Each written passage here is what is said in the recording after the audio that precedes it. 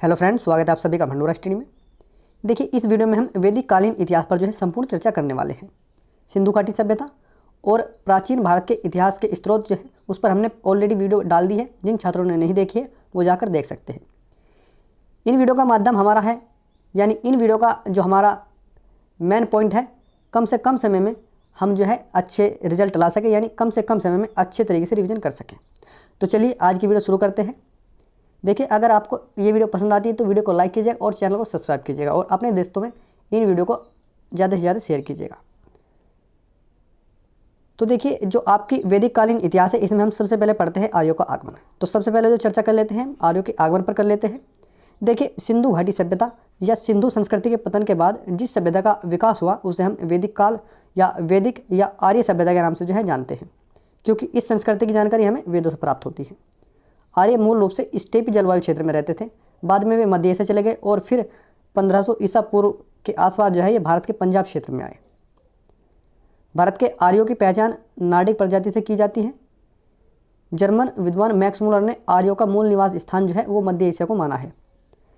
सिंधु घाटी सभ्यता नगरी थी, जबकि जो वैदिक सभ्यता थी ये मूलतः ग्रामीण सभ्यता थी। आर्यों के आगमन के बाद वैदिक काल को जो है 1500 ईसा पूर्व, और यानी जब यहाँ पर आर्य आते हैं उस काल को हम 1500 ईसा पूर्व से लेकर 600 ईसा पूर्व मानते हैं, और जब से ही जो है इतिहास की शुरुआत हम मानते हैं, यानी 1500 ईसा पूर्व से लेकर 600 ईसा पूर्व के जो वैदिक काल है उसी काल को जो हम इतिहास की शुरुआत मानते हैं।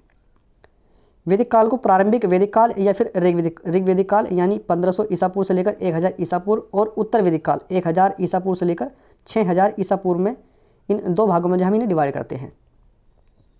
आर्यों के नामों का उल्लेख हित्तिक, कस्सी और मित्तानी जो अभिलेख हैं उनमें किया गया है। हित्तिक यानी अनातोलिया, कस्सी इराक, और जो आपका मित्तानी अभिलेख है सीरिया, इसमें जो है हमें देखने को मिलता है इन जो अभिलेख है इनमें इनका उल्लेख किया गया है। ईरानी ग्रंथ जैन अवस्था में आर्य देवताओं को, जैसे कि इंद्र हो गए, आपके वरुण, इन जो देवता है इनका बार बार उल्लेख किया गया है या बार बार प्रयोग किया गया है। वेद संस्कृत भाषा के विद से बना है, जिसका अर्थ होता है जानना या ज्ञान प्राप्त करना। वेदों को संकलित करने का श्रेय कृष्ण देवपायन को जाता है, इसलिए उन्हें वेदव्यास के नाम से भी जो है जाना जाता है।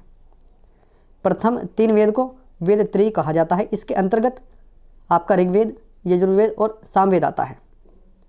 अब हम थोड़ी चर्चा कर लेते हैं ऋग्वैदिक काल पर। ऋग्वैदिक काल हमारा 1500 ईसा पूर्व से लेकर 1000 ईसा पूर्व माना जाता है।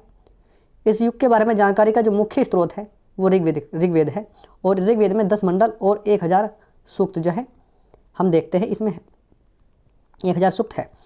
इसके अलावा 2 से 8 तक के मंडल या अध्याय को सप्तऋषि मंडल कहा गया है, क्योंकि ये 7 महान ऋषियों के द्वारा जो है रचित है। ऋग्वेद के सबसे प्राचीन भाग 2 से लेकर 7वें मंडल तक, जबकि एक से एक और जो आपका 10वां मंडल है वो नवीनतम भाग है, यानी जो ऋग्वैदिक काल जो ऋग्वेद है उसमें पहला और जो 10वां मंडल है वो निम्नतम है, ये आखिर में जो है बाद में जोड़े गए हैं। 10वें मंडल में सुप्रसिद्ध जो है पुरुष सूक्त है, जो 4 वर्णावस्था के आदि पुरुष के बारे में वर्णन करता है। यानी कि ऋग्वैदिक काल की जब शुरुआती रचना हुई थी उस समय जो आपकी वर्ण व्यवस्था थी इससे संबंधित कोई भी कंसेप्ट नहीं था, ये बाद में जोड़ा गया। यानी जो आपका पहला और 10वां मंडल जो ऋग्वेद का है वे नवीनतम है, यानी बाद के काल में जो है ये जोड़े गए, और इसी जो 10वें मंडल है इसमें ही जो प्रसिद्ध पुरुष सूक्त है उसमें 4 वर्ण व्यवस्था का जो है उल्लेख हमें मिलता है। विश्वामित्र द्वारा रचित तृतीय मंडल में देवी सावित्री को संबोधित करते हुए गायत्री मंत्र का जो गायत्री महामंत्र है उसका वर्णन मिलता है। ऋग्वेद की अनेक बातें जो है ईरानी भाषा के प्राचीनतम ग्रंथ अवेस्ता से हमें मिलती है। इससे हम देख सकते हैं कि जो आपका एक प्रकार से जो आर्य लोग थे ये शायद ईरान की ओर से ही आए होंगे, क्योंकि इनमें हमें बहुत सी जो बातें हैं वो कॉमन मिलती हैं। इसके बाद अगर हम उस जो आपका ऋग्वैदिक काल है उसके भूगर्भिक विस्तार की बात करें तो देखिए, प्रारंभिक वैदिक लोग आर्य 7 नदियों के देश में बसे, जिसे सप्त सैंधव उस समय कहा गया, जिसमें सिंधु, विस्तृता, अस्किनी, परुषणी, विपाशा, शतुद्री और जो सरस्वती नदियाँ हैं ये सम्मिलित थी। इनके आधुनिक नाम में है, जैसे विस्तृता को झेलम कहा जाता है, अस्किनी को चेनाब, परुषणी को रावी, विपाशा को व्यास, और जो आपकी शतुद्री है उसको वर्तमान में सतलज के नाम से जानते हैं, और सरस्वती जो है वर्तमान में घग्गर नदी के नाम से जानी जाती है। उनका क्षेत्र अफगानिस्तान, पंजाब और हरियाणा के क्षेत्र तक फैला हुआ था। सिंधु यानी इंडस नदी का उल्लेख सबसे अधिक बार जो है हुआ है, और जो सबसे पवित्र नदी ऋग्वेद में मानी गई है वो सरस्वती नदी को सबसे पवित्र नदी मानी गई है। सरस्वती घाटी को ब्रह्मवर्त कहा जाता था। हिमालय या गंगा का 1 बार, यमुना नदी का 3 बार उल्लेख किया गया है। तो ये आपको याद रखना है कि जो हिमालय है और गंगा है इनका जो ऋग्वेदिक काल में उल्लेख सिर्फ 1 बार ही मिलता है। जो यमुना नदी है उसका उल्लेख 3 बार किया गया है। ऋग्वेद में हिमालय की एक चोटी मुंजवत का उल्लेख है, जहाँ से वे सोम जो है प्राप्त करते थे। यह पश्चिम हिमालय में स्थित है।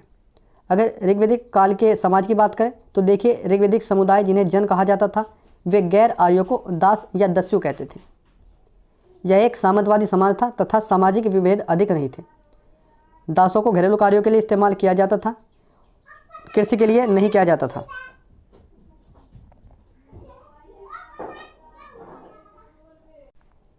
वर्ण व्यवस्था कठोर और जाति व्यवस्था अभी तक पूर्ण रूप से जो है विकसित नहीं हुई थी। वर्ण शब्द का प्रयोग ऋग्वेद में आर्यों और दासों के अलग अलग रंगों के संदर्भ में जो है किया जाता था। ऋग्वेदिक समाज पितृसत्तात्मक था।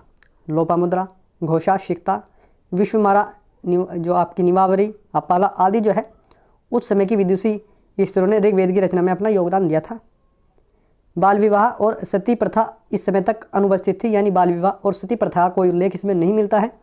और एक विशेष विधवा पुनर्विवाह जिसे नियोग कहा जाता था प्रचलित था। यह जन की आबादी बढ़ाने के लिए किया गया था। जुआ, खेल, रथदौड़ आदि प्रसिद्ध थे। 2 पेय पदार्थ सोम और सुरा था।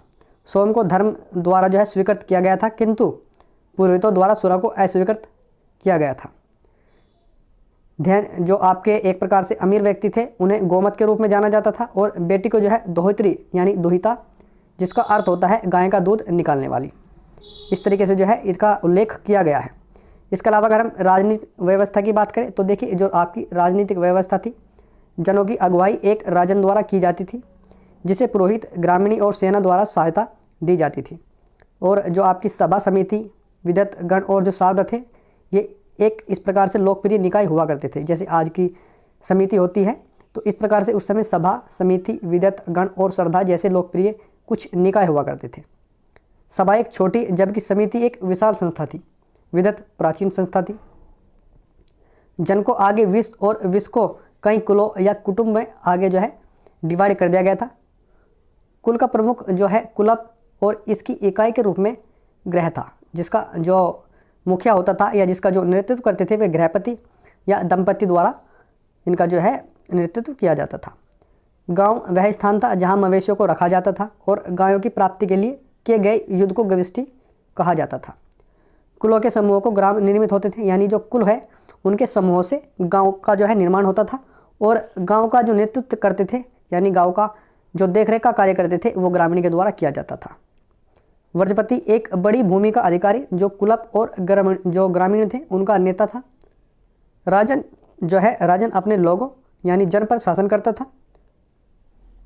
जो राजा का पद था वो एक प्रकार से वंशानुगत था। राजा को जो एक प्रकार से संरक्षण या एक प्रकार से संरक्षक बॉडीगार्ड जो है इसमें माना जाता था। कुछ गैर राजशाही राज्य थे जिनका प्रमुख गणपति या ज्येष्ठ हुआ करते थे। राजन के पास कोई स्थायी सेना नहीं थी और नौकरशाही भी जो उस समय एक प्रकार से अनुपस्थित थी। सैन्य कार्य आदिवासी समूहों के द्वारा किए जाते थे, जिन्हें वर्त, गण, ग्राम, सरदा आदि कहा जाता था। जैसे कि आपने सुना होगा 10 राज्य की युद्ध, ये 10 राजाओं की लड़ाई गाय, धन और पशुओं की सुरक्षा के लिए रावी नदी के तट पर लड़ी गई थी, जिसे भरत जन जो एक प्रकार से जनजाति है उसके राजा सुदास के द्वारा जीती गई, जिसे 10 राज्य युद्ध के नाम से जानते हैं। अगर ऋग्वेद जो आपका ऋग्वेदिक कालीन है उसकी अर्थव्यवस्था की हम बात करें तो देखिए उस समय की अर्थव्यवस्था जो है समाज पशुचारण समाज थी, और जो कृषि द्वितीय जो कृषि था वो यहाँ का एक प्रकार से दूसरा व्यवसाय के रूप में जानी जाती थी। मवेशी संपत्ति का जो मुख्य साधन थी। जो मवेशी उस समय के हुआ करते थे उन्हें ही जो है उस समय के लोग संपत्ति मानते थे। कृषि उत्पादन केवल उपभोग के लिए किया जाता था। ऋग्वेद में लकड़ी के हल के बारे में उल्लेख मिलता है। यव किसी अनाज का सामान्य नाम हुआ करता था। बलि उत्पादों जो उत्पादक हैं उनके द्वारा राजन को दिया जाने वाला स्वैच्छिक उपहार था। आज की पर्सपेक्टिव से देखें तो देखिए बलि का हम क्या अर्थ निकालते हैं, लेकिन बलि एक प्रकार का टैक्स था जो कि स्वैच्छिक था। इस समय तक न तो कर लगाया जाता था और न ही कोष की कोई रखरखाव की व्यवस्था का उल्लेख जो है हमें देखने को मिलता है। मुद्रा या सिक्कों के बारे में जानकारी अभी तक नहीं मिली है कि इस काल में शायद मुद्रा या सिक्के थे। एक सोने का टुकड़ा निष्क का उल्लेख इसमें मिलता है, यानी जो ऋग्वेद है उसमें किसी भी प्रकार से मुद्रा या सिक्कों के बारे में कोई जानकारी नहीं मिली है, सिर्फ एक सोने के टुकड़ा यानी उसका निष्क के रूप में उल्लेख किया गया है। लेकिन मुद्रा की तुलना में उनका सजावटी मूल्य जो है अधिक प्रतीत होता है। वस्तु विनिमय प्रणाली प्रचलित थी और गाय विनिमय का महत्वपूर्ण जो है माध्यम हुआ करती थी। पंजाब और हरियाणा से तांबे के औजार की सूचना जो है प्राप्त हुई है। अयस किसी वस्तु के धातु के जो है प्रयोग में किया जाने वाला सामान्य नाम था और स्वर्ण को जो है उस समय यानी जो आज हम गोल्ड जानते हैं, गोल्ड को उस समय हिरण्य कहा जाता था। लोहे के बारे में जो है कोई जानकारी इन्हें नहीं थी। मिट्टी के बर्तनों का प्रकार की बात करें तो देखिए गेरुए रंग के जो मर्दभांड और चित्रित धूसर मर्दभांड उस समय प्रचलित थे। आर्यों के द्वारा स्पोक वाले पहिए का प्रयोग भी किया जाने लगा था। अब देखिए उस समय भी जो स्पोक वाले पहिए थे उनका प्रयोग किया जाता था। अगर घोड़ों की बात करें तो अश्व उनके जीवन की जो महत्वपूर्ण भूमिका निभाता था। अब आपको यहाँ पर एक बात ध्यान रखनी है, जैसे हमने पिछले पार्ट में हमने आपको बताया कि जो सिंधु घाटी सभ्यता है उसमें अश्व के अस्थि पंजर जरूर मिले हैं, लेकिन वो अश्व पर केंद्रित नहीं थी। लेकिन आपकी जो ऋग्वैदिक काल है इसमें अश्व पर महत्वपूर्ण यानी जो घोड़े थे उनकी जो है इनके जीवन में बहुत ही महत्वपूर्ण भूमिका थी। वे शहरों में नहीं रहते थे, जबकि जो सिंधु घाटी सभ्यता थी वह एक प्रकार से शहरी सभ्यता थी और ये जो थी ये एक प्रकार से ग्रामीण सभ्यता थी। आर्थिक गतिविधियों की बात करें तो देखिए उनका शिकार, बढ़ाई, चर्मकार, बुनाई, रथ निर्माण, धातु गलानी का कारखाना आदि जो है इनके एक प्रकार से आर्थिक गतिविधियाँ थी। अगर ऋग्वैदिक काल के दृष्टिकोण की बात करें जो आपका धार्मिक दृष्टिकोण है, तो धार्मिक दृष्टिकोण में जो है ऋग्वैदिक श्लोकों में देवी और देवताओं का मानव रूप की में जो है पूजा किया जाता था और फिर जो है मूर्ति के प्रचलन के रूप में शुरू हो गई। मुख्य रूप से जनसंख्या वृद्धि, मवेशियों की रक्षा, पुत्र प्राप्ति और बीमारियों की रक्षा के लिए सरल और संक्षिप्त पूजा और बलि की प्रथा प्रचलित थी।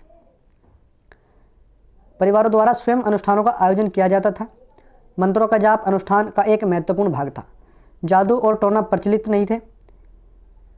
देवताओं को 3 भागों में बांटा गया था, आकाश, अंतरिक्ष और पृथ्वी। ऋग्वेद काल के महत्वपूर्ण देवता इंद्र, वरुण, अग्नि और यम और इसके अलावा सोम थे।